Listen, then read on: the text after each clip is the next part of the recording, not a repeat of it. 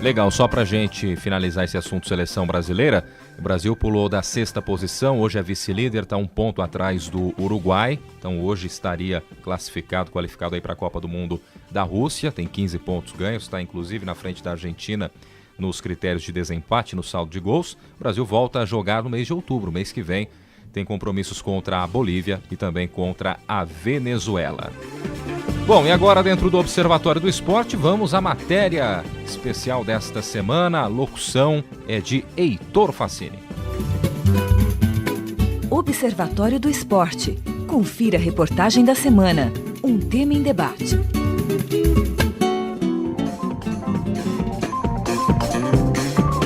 O videogame foi criado em 1958 pelo físico William Highbottom. William era integrante do projeto Manhattan, responsável pela criação da primeira bomba atômica. O governo norte-americano queria aumentar as visitas ao seu laboratório nuclear, então William projetou o jogo Tennis for Two, que era somente 2 traços e uma bola. No entanto, o físico não patenteou sua criação e viu um engenheiro alemão se apropriar da ideia. Em 1966, o engenheiro eletrônico Ralph Baer projetou o primeiro console capaz de processar jogos eletrônicos na televisão. Em 1967, criou um jogo de ping-pong. E, no ano seguinte, lançou o primeiro modelo de videogame, chamado Brown Box, com jogos de futebol, vôlei e tiro. O primeiro console a ser comercializado foi o Odyssey 100, em 1972. Até o início do século XXI, os videogames não permitiam interação direta dos jogadores. Em 2003, a Sony lançou o iToy para o console PlayStation 2. O acessório continha uma câmera e um microfone para captar som e imagem e também era capaz de processar as cores do ambiente. Ao realizar movimentos em frente ao equipamento, era possível interagir com os elementos do jogo. No ano de 2006, foi lançado o Nintendo Wii. O controle do console possui um sensor de movimento. A partir disso, os jogadores passaram a ter uma postura ativa, pois precisavam se realizar movimentos para jogar. Após a interação jogador e jogo, o próximo passo era a realidade aumentada. Isso foi atingido com sucesso com o jogo Pokémon GO. A ideia para o jogo surgiu uma brincadeira no Dia da Mentira. Em 1º de abril de 2014, a Nintendo divulgou um vídeo que era possível capturar Pokémon no mundo real. A repercussão foi tão grande que a Nintendo decidiu transformar a brincadeira em realidade. Pela primeira vez, o espaço de jogo não era mais dentro de casa, e sim na rua. Isso levou à ideia de que o jogo estimulava a atividade física, pois você precisa andar para jogar. Para o professor de Educação Física da Rede Estadual de São Paulo, Roberto Parpinelli, o jogo não estimula a atividade física das pessoas. Simplesmente faz com que elas saiam de seus lugares habituais. Pode levar à mudança de hábitos, mas não uma melhora na saúde, que vai depender de outros fatores, como a prática regular de atividades físicas e uma dieta balanceada, com acompanhamento de um profissional da área. Outro aspecto do jogo é a interação social que ele pode provocar entre os jogadores, uma vez que a interação é física e não virtual. Entrevistamos o professor da PUC de Campinas, José Oscar de Carvalho. Ele é especialista na área de interação humano-computador e acredita que o jogo foi capaz de estimular a interação entre pessoas. O que eu tenho observado é o seguinte: diferentemente de outros games que existem, no Pokémon são crianças e jovens juntos fazendo uma atividade com presença física, né? Não presença virtual entre colegas, né?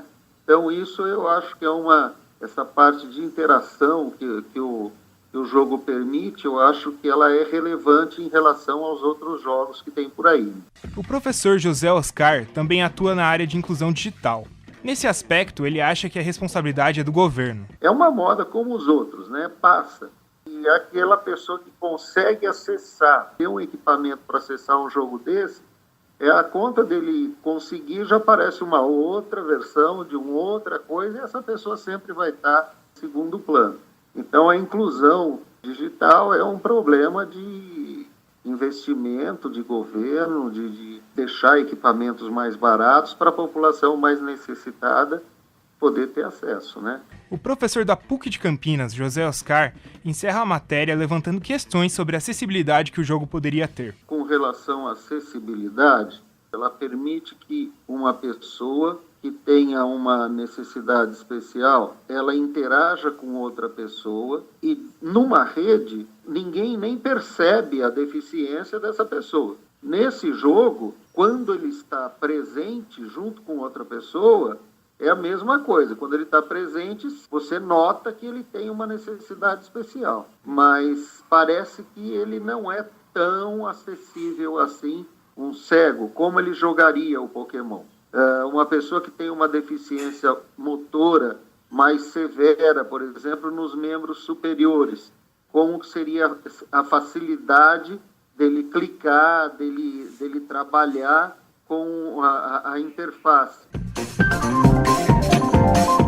Muito bem, vamos começar então com o tradicional agradecimento, né? Quem contribuiu com a matéria desta semana, agradecendo aos professores José Oscar Fontanini de Carvalho, da PUC de Campinas, também ao Roberto Parpinelli, ele que é educador físico da Rede Estadual de Ensino de São Paulo. Conosco agora é a Gabriela Brizotti, também o Isaac Toledo e a Adriele Silva para falar um pouquinho mais a respeito de Pokémon GO, tema nosso desta semana. Começando com a Adriele, o que você pensa a respeito desse jogo? Está incentivando muitos dos seus amigos, familiares a pelo menos fazer um exercício, uma prática esportiva? Gosta do jogo? Tem instalado no celular, Adriele? Um abraço para você. Um abraço lá à mesa e aos ouvintes. Bom, eu não jogo, mas que tem gente andando na rua. Eu fui no bosque esses dias, veio de olhar os bichos, o povo tá tudo jogando um Pokémon GO. Mas, assim, eu não tenho instalado, mas, assim, é um jogo que todo mundo sabe um pouquinho. Foram mais de 75 milhões de pessoas que baixaram nos primeiros dias do lançamento, então não dá pra não saber nada. Em relação... todo jogo tem os seus benefícios, os seus malefícios, e se a gente for comentar os pontos positivos, tem a questão da caminhada, do estímulo, né, pra fazer as caminhadas e tudo mais, e ajuda também na questão que a pessoa tá andando no sol, lógico, tem que ter moderação, mas ajuda na vitamina D, e é isso. Mas como ponto negativo, a gente tem várias questões de que a pessoa fica muito distraída, pode ser assaltado, pode se machucar, mas todo jogo tem os seus riscos. E eu achei bem interessante uma comparação, pode ser no começo, pode ser meio radical, mas uma comparação que um médico fez entre as drogas e os jogos em geral. Porque se você ficar jogando muito, aquilo vai viciar, depende da pessoa, mas acaba viciando. E como sintomas a gente tem a questão de você ficar bem irritado quando para de jogar, a questão de ficar jogando o tempo todo, atrapalhar a relação com as pessoas, o próprio serviço também. Então não pode deixar chegar nesse nível. Então antes de chegar tem que parar, porque o jogo está ali para diversão e não para causar problemas maiores. Tá certo. Isaac, você tem aí o jogo instalado, já experimentou, e mais do que isso, né? Muita gente sempre falou: poxa, sai do videogame, da frente da TV ou da frente do computador e vai fazer uma atividade física, vai fazer uma caminhada.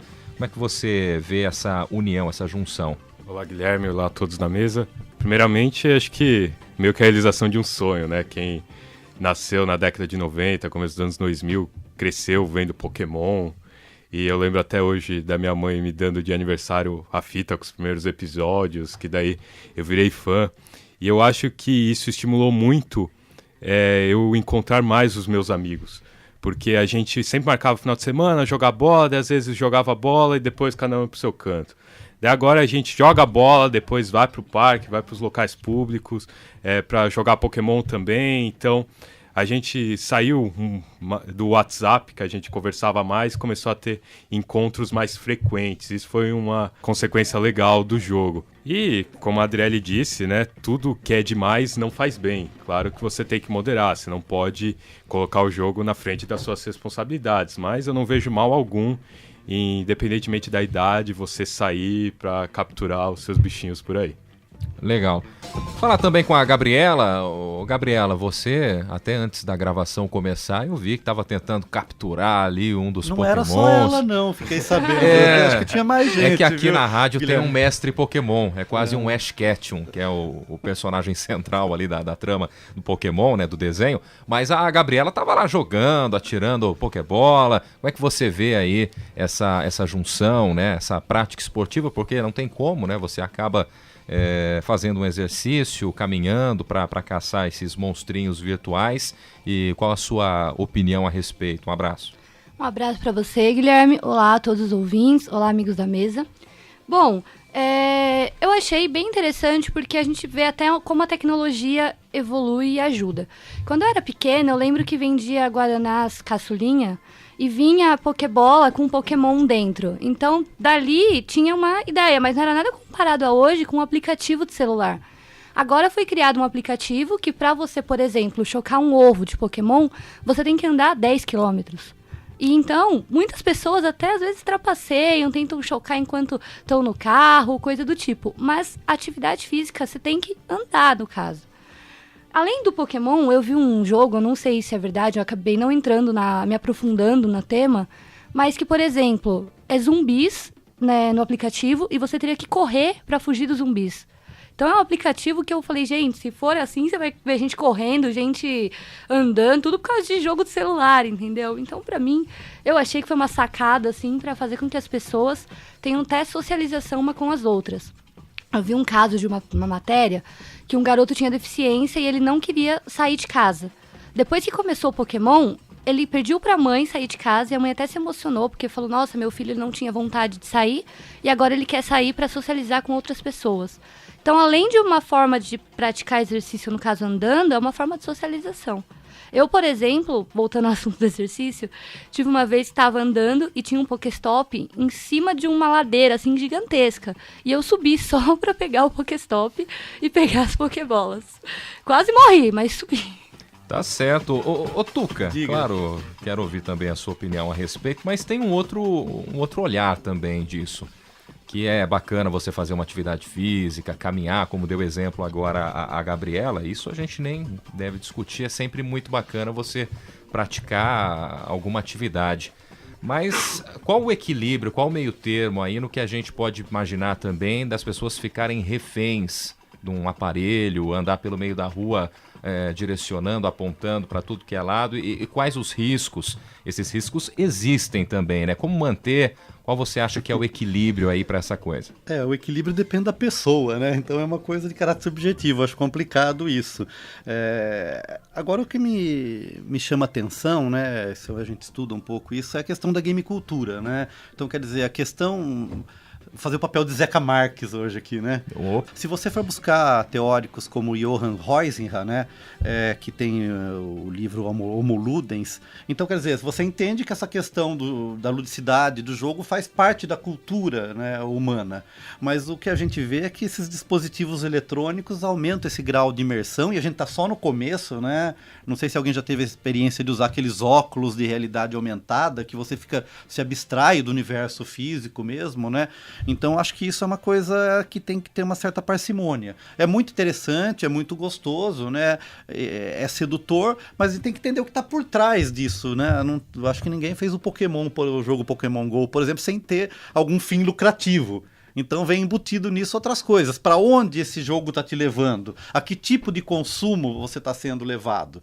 Né? Então, por exemplo, daqui a pouco, com certeza, já deve ter, você está vendendo espaços, locais físicos, onde vai encontrar mais Pokémons, ou vai ter vantagens dentro desse mundo gamificado que a gente chama, né? Para poder gerar negócio.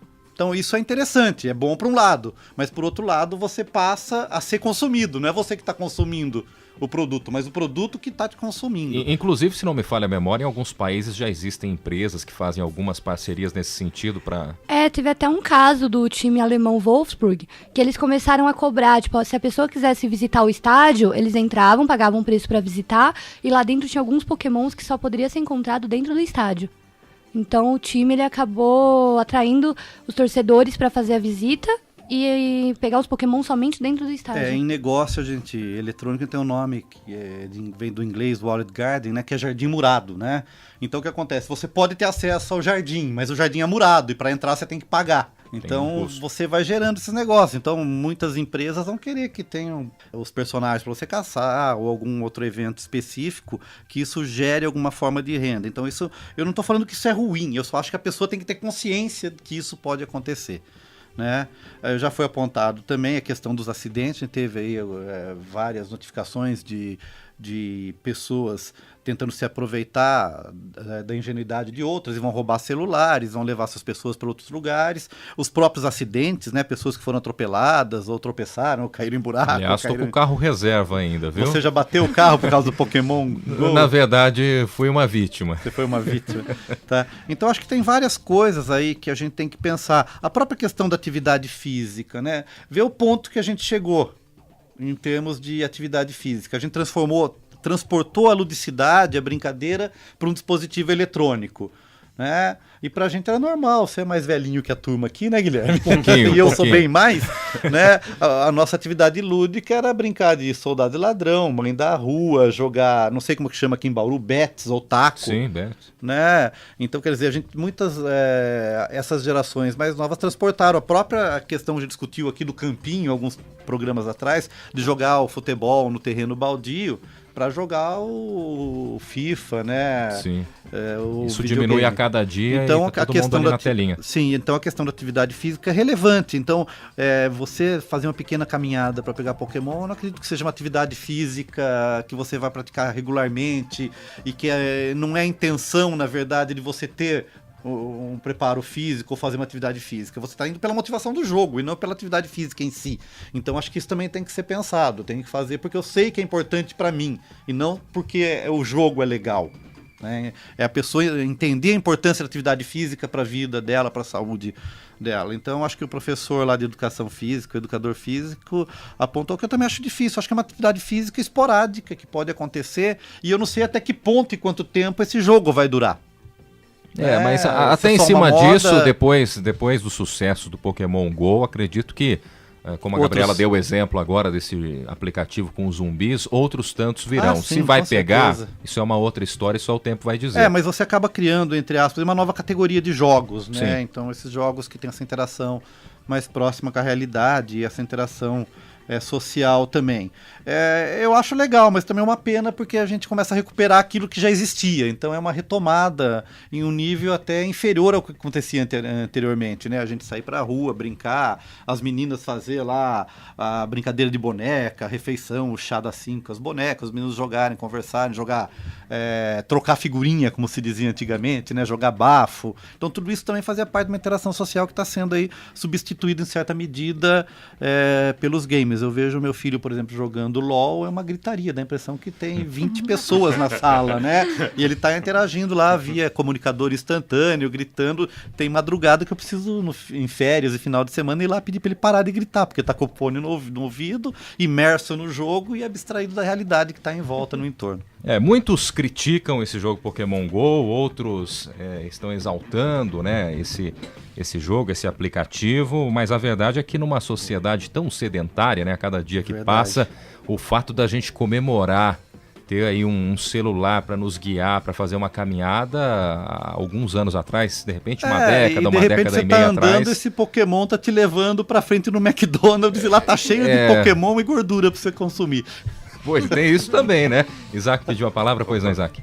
Pegando o gancho que o Tuca falou do McDonald's, o jogo até demorou para chegar aqui no Brasil, porque o McDonald's fez um pedido para a Niantic, que foi a desenvolvedora junto com a Nintendo, ter os direitos, para justamente todo o McDonald's nos Estados Unidos ser um Pokéstop ou um ginásio, que é justamente para estimular a pessoa a ir até lá. Isso, aí você vai comprar um Kinder Ovo e não vai vir um bonequinho, vai ter um Pokémon virtual dentro do Kinder Ovo. Pois é, e a questão comercial que você falou, o Pokémon bateu alguns recordes e entrou até no Guinness Book. Entre eles, atingiu a marca de $100 milhões mais rápido em toda a história. Ou seja, rendeu bastante lucro. E a Niantic, ela já vinha trabalhando nesses tipos de jogo de realidade aumentada. Ela tinha um jogo em que você tinha que sair por aí caçando magias, como se fosse Harry Potter, assim. Daí a Nintendo chegou e falou, dá pra fazer isso com Pokémon? Dá. E hoje ela não deve estar reclamando nem um pouco. Questão que a Gabi falou do estádio do Wolfsburg. No mundo a gente teve alguns casos emblemáticos, como no Museu Judaico lá nos Estados Unidos, Museu do Holocausto, apareceu o Coffin, que é um Pokémon que solta gás venenoso. E daí o lugar chegou a processar, pediu pro local ser retirado do mapa do jogo, porque considerou isso uma ofensa. Em países islâmicos como o Irã, eles proibiram o jogo porque o fato do Pokémon evoluir é contra a crença do Islã, tal, da evolução. Então a gente já tem essas histórias de que o Pokémon causou algumas coisas não muito legais, digamos assim. E vão surgindo também teorias da conspiração, né? A última é que, segundo alguns sites, que a gente não consegue comprovar se isso é realidade ou não, toda teoria da conspiração tem um fundinho de verdade, né? A gente acaba descobrindo 50 anos depois que aquilo era verdade, né? Então o que eles falam é que o uso do Pokémon seria a última fronteira da quebra de privacidade, né? Porque você tem, por exemplo, o Google Maps, que você consegue ter um mapeamento em tempo real, não pra gente, mas para quem é o dono do serviço, de todas as localidades e tal. E segundo alguns delatores de teorias da conspiração, dizem que com o Pokémon GO você vai oferecer o mapeamento da última fronteira, que é dentro da tua casa e dentro dos ambientes fechados. Inclusive, me parece que quando você instala, tem lá no contrato, termos e condições, você dá ok aquilo e... Sim, que você vendeu sua alma e tudo mais. Né? Algo parecido, pelo menos, né? Todo esse contrato... Deve ter gente que deve estar formando fila, né, para pegar a alma dele. Tantas vezes que deve ter aceitado os termos sem ler. Bom, como eu disse, né, muita gente vai criticar, outros gostam e a gente não pode negar o sucesso do que virou, do que se transformou aí Pokémon GO, principalmente nas últimas semanas aqui no Brasil, mas a orientação, pelo menos o que cabe aqui para a gente dizer é que haja um equilíbrio, né, na utilização desse jogo. Tem o Marshall McLuhan, o teórico da comunicação, que falava que toda tecnologia altera aos poucos o comportamento humano, né? Então eu volto àquela máxima, né, que é batida, que é super conhecida, que a tecnologia não é boa nem má, depende do uso que você faz dela. Então só resta falar, tenha bom senso. Tá certo. E você, ouvinte do programa que acessa as redes sociais, curta a nossa página no Facebook. O endereço é o www.facebook.com/Observatório do Esporte. Acesse também o blog do nosso programa. O endereço é o www.observatoriodoesporteunesp.blogspot.com.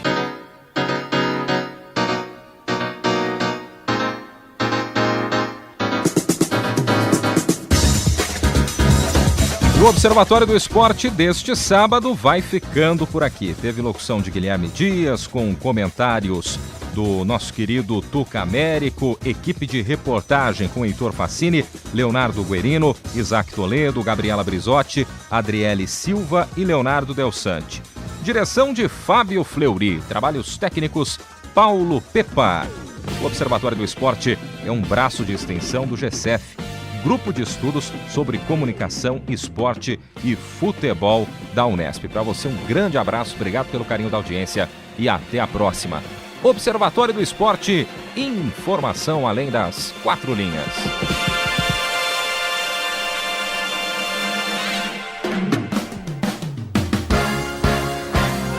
A Unesp FM apresentou Observatório do Esporte. O programa que dá bola a todas as modalidades esportivas.